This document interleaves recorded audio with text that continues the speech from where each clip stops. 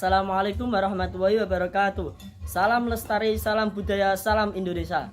Perkenalkan, nama saya Ahmad Ali Fauji dari Prodi Hukum Ekonomi Syariah Universitas Nahdlatul Ulama Sunan Giri Bojonegoro kelas H1C. Di sini saya akan membahas sebuah masalah yang sangat fenomenal, bahkan menjadi perbincangan oleh negara-negara di luar Indonesia atau bahkan menjadi perbincangan internasional, yaitu tentang etnis Rohingya. Di sini saya akan beropini bahwa saya mendukung pro etnis Rohingya yang mengadakan pengungsian di berbagai negara, salah satunya di Indonesia.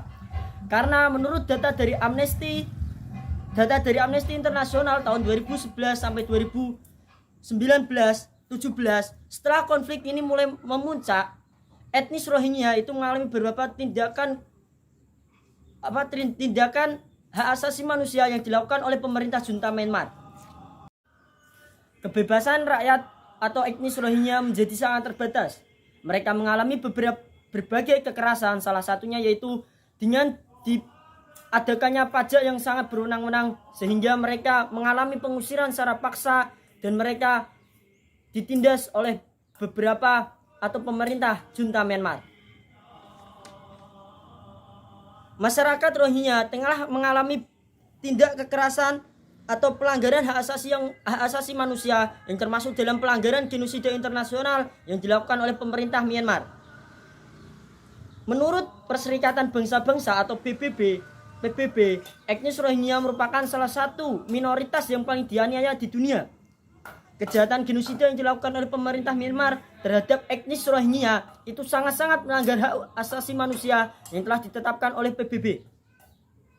Genosida di Myanmar itu ditandai dengan pembunuhan Muslim Rohingya yang dilakukan oleh masyarakat penganut agama Buddha di Myanmar pada tahun 1938, penangkapan besar-besaran pada tahun 1970, dan pemberlakuan undang-undang yang dimana undang-undang ini secara tidak langsung mendiskriminasi hak asasi manusia etnis Rohingya, di mana secara struktural membuat eksistensi etnis Rohingya di mata hukum itu ilegal. Tindakan diskriminasi yang diterima oleh masyarakat Rohingya telah terjadi sejak tahun 1938 dan telah terjadi berulang-ulang kali, bahkan mulai dari tahun 1942, 1968, 1990 dan memuncak pada tahun 2012. Pada tahun 1982, pemerintah Myanmar mengeluarkan sebuah undang-undang yang dimana undang-undang tersebut adalah Undang-Undang Burma Citizenship Law tahun 1938 yang bersifat mendiskriminasi hak asasi manusia atau mendiskriminasi etnis Rohingya, yang dimana undang-undang tersebut bersifat mendiskriminasi etnis Rohingya agar mereka di mata hukum itu ilegal. Tindakan genosida yang dilakukan oleh Myanmar merupakan tindakan yang sangat-sangat kejam karena sudah menghilangkan beberapa nyawa, bahkan itu sudah melanggar hak asasi manusia. Karena pada tahun 1938 Muslim sebanyak 30.000 Muslim Rohingya telah dibunuh oleh pemerintah junta Myanmar. Dan pemerintah Myanmar juga membakar, memperkosa, bahkan berbuat tindakan kekerasan yang lainnya kepada etnis Rohingya, sehingga mereka harus rela pergi meninggalkan kampung halaman mereka. Mereka harus rela mengungsi ke berbagai negara tetangga, salah satunya yaitu di Indonesia.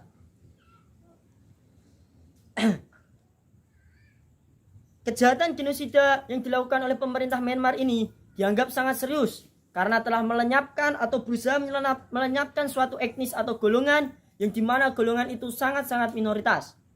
Sehingga dapat disimpulkan bahwa tindakan pemerintah Myanmar ini sangat-sangat tidak dibenarkan, dan kejahatan yang dilakukan oleh pemerintah Myanmar merupakan tindakan kejahatan internasional genosida. Dan saya pro dengan pengungsi Rohingya di Indonesia, karena jika pemerintah Indonesia mengembalikan atau memulangkan etnis Rohingya ke negara asalnya Indonesia, maka akan melanggar hak asasi manusia, di mana dalam hak asasi manusia itu dijelaskan bahwa setiap negara wajib atau setiap orang wajib melindungi orang atau etnis yang dalam kejahatan atau persekusi di negaranya itu. Inilah yang dialami oleh saudara muslim kita etnis Rohingya. Mereka di negaranya diperkosa, dibunuh, bahkan diberlakukan sewenang-wenangnya. Indonesia juga akan melanggar konvensi internasional yang telah ditetapkan oleh PBB, di mana di dalamnya berisi tentang kewajiban untuk melindungi segenap orang atau melindungi etnis yang dalam bahaya. Jika Indonesia juga mengembalikan etnis Rohingya ke negara asalnya, maka Indonesia juga sama saja melanggar Undang-Undang Dasar 1945 atau mengingkari Undang-Undang Dasar 1945, di mana pada dasarnya Undang-Undang 1945 adalah sumber dari segala sumber hukum yang ada di Indonesia. Karena di dalam Undang-Undang Dasar 1945 itu dijelaskan bahwasanya kemerdekaan adalah hak segala bangsa, dan di mana etnis Rohingya juga memerlukan sebuah kemerdekaan. Akhirnya mereka ingin pergi atau mengungsi ke negara lain itu hanya untuk mencari kemerdekaan pada diri mereka. Jadi jika Indonesia mengembalikan etnis Rohingya ke negara asalnya, sama saja bangsa Indonesia atau pemerintah Indonesia mendukung tindak kejahatan genosida yang dilakukan oleh pemerintah Myanmar terhadap etnis Rohingya. Karena etnis Rohingya juga merupakan saudara semuslim kita yang wajib kita bantu.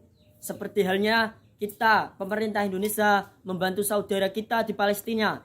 Walaupun masalah yang dihadapi oleh etnis Rohingya itu tidak seberapa dengan masalah yang dihadapi oleh saudara kita di Palestina.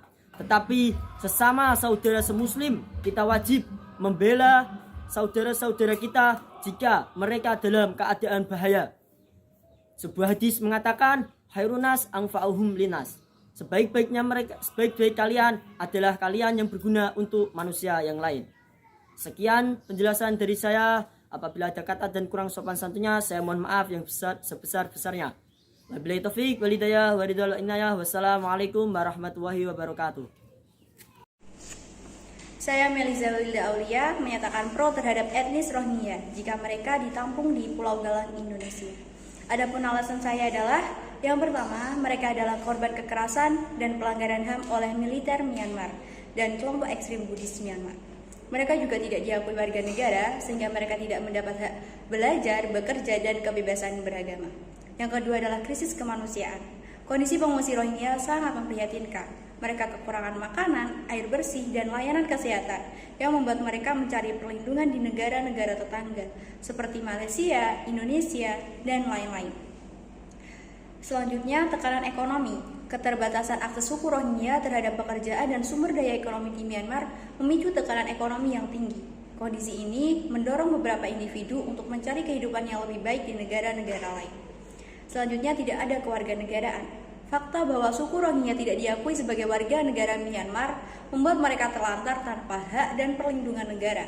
Hal ini menciptakan kebutuhan untuk mencari swaka di tempat lain.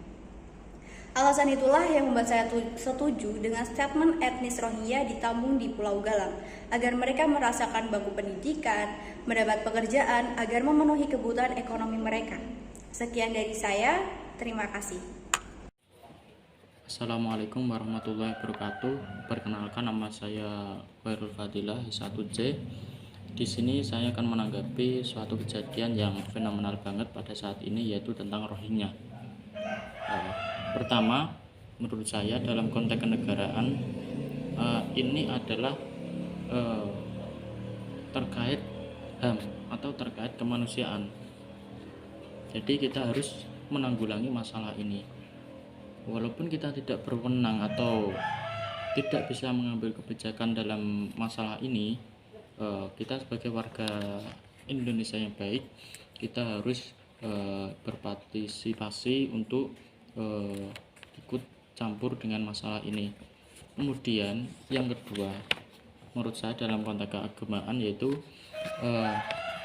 fungsi Rohingya ini harus dilayani dengan baik, karena bagaimanapun juga etnis Rohingya ini adalah termasuk minoritas umat Islam yang saat ini sedang digeluti atau dibantai oleh pemerintahnya sendiri.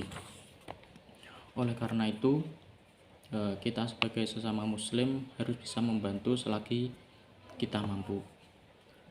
Mungkin ini adalah ujian dari Allah kepada kita, seberapa kita peduli kepada makhluk sesama atau makhluk Tuhan yang saat ini sedang membutuhkan pertolongan atau bantuan kita.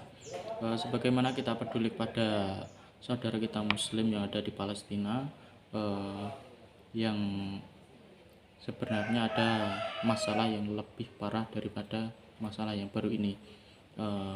Ada kata khairun nas anfa'uhum linnas, sebaik manusia adalah bermanfaat bagi sesama.